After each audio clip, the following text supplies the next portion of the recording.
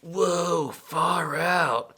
These are like from the future, man. So my friend Danny Carey sent me a prototype of his new design, his new deck, that will be on Kickstarter soon, called Crafters.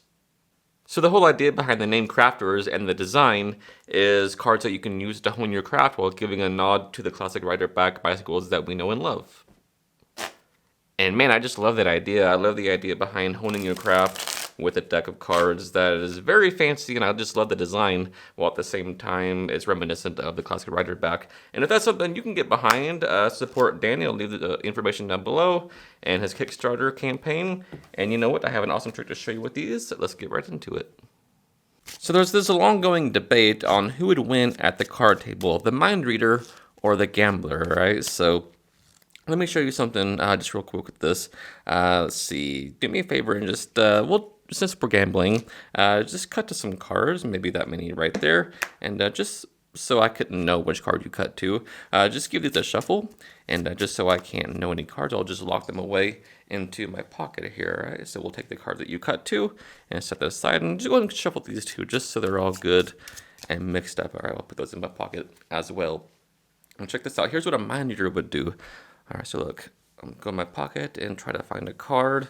Let's see, is your card I think your card is a black card. All right, so let's see if I can do it again. Let's see, I'm using my psychic abilities the best way I can. Let's see, is your card I think it's a spade card. Do it one more time here. I think the card right here must be an ace. I think the card that we cut to after our shuffled deck is the ace of spades. Let's take a look. And it is the ace of spades. Now, in my opinion, a gambler does have the upper hand because he can't mind read, but he can actually he can find any card that he wants in the deck when he needs it, anytime he needs it. So in this case, we actually have the ace of hearts, the ace of clubs, and the ace of diamonds, which makes it a four of a kind in a poker game. All right, so for this trick, what you will do is take a ace of spades or any card that you want to use, and the other aces as well. And what you want to do is make some markings on this card. So grab your trusty pencil, and what you'll do is make some pencil dots, all right? So one pencil dot in both white corners there, and also you'll make an edge mark on this ace of spades, all right? So take the side of the graphite there and just rub on the edge of both sides there like that. And you have a key card, which you can locate in the deck by looking at the sides and from the back. And this card can go anywhere in the deck. I mean, this can just float around your deck when you're doing other tricks, and you'll have this trick prepared whenever you need it. All right. So the next thing you want to do to prepare for this trick is get the other aces and put them into your pocket. All right. So these go in your pocket beforehand, before the trick starts, and you're ready to boogie. So the nice thing about this trick is that the participant can shuffle the deck as much as they want to. All right. So, and when you get it back, you're going to just look at the side of the deck and locate where your pencil dot is, all right? The edge mark. And you want it to where it's close to the top of the deck, so maybe about a third down. If it's close to the bottom, you can see it's right there. Just give it some cuts casually to make it closer to the top of the deck, and that's where you want to be.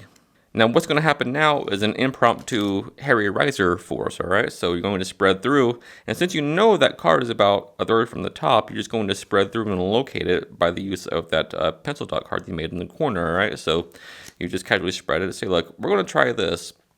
And as you're doing this, just casually talking and playing with the cards, just get a break above that pencil dot card, the ace of spades, as you close up like this. So now you say, look, just cut off some cards, maybe about this many. And this is the Harry Rider subtlety, where you say, just cut off some cards, maybe about this many, all right? So this is your demonstration packet, and they cut off some cards close to the same amount of cards that you did. Now you slap these back on, and then say, look, just in case I saw any cards or whatever, just give these a quick mix just so I could not know where any cards are or any, things that could tell me what your card is. And this has nothing to do with the trick, it just distracts them from the fact that they didn't actually cut to this card, it was just the top card of that lower packet, alright? So after they shuffle, you take it back, and you put it in your pocket, And you want to make sure that the aces or the deck goes under the aces, so the aces will be, the top cards of the deck there, all right? So you say, look, we'll take that card that you cut to, and then, just in case, give these a quick mix too, all right? So they do that, and then you put these in your pocket as well, making sure that the aces are still on the top of the deck in your pocket, all right? So for all intents and purposes, they just cut to this card after they shuffle the deck, and it can't get any more fair than that. And you say, look, this is what a mind reader would do. And you go into your pocket, and you sort of like fumble around. And it's like you're pretending like you're trying to find a card. And you say, this is what a mind reader would do. And you take one of those top aces out, and you say, look, you look at it, and you say, look, your card must be a black card. And you're just naming the attributes of the ace of spades. And you put that face down on the table, which is just an ace. And say, I'll try it again. Let's see. Do it again. Fumble around.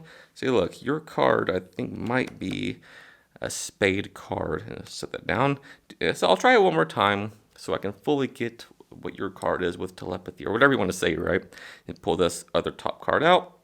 So your card, I think it must be an ace. So if your card is black, spade, ace, I think this card that you cut to from a shuffled deck must be the ace of spades. So they turn it over, and sure enough, it is the ace of spades.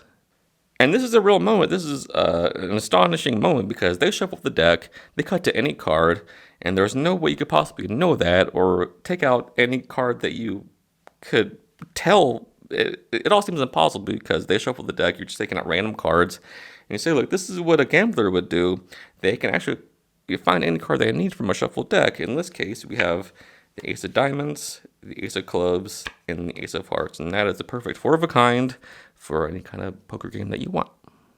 Alright guys, so as always, thank you so much for taking the time out of your day to watch this video. It means the world to me, and if you got some value out of it, if you learned something new, do me a huge favor, hit the like button and sub to the channel. It helps me out more than you might think.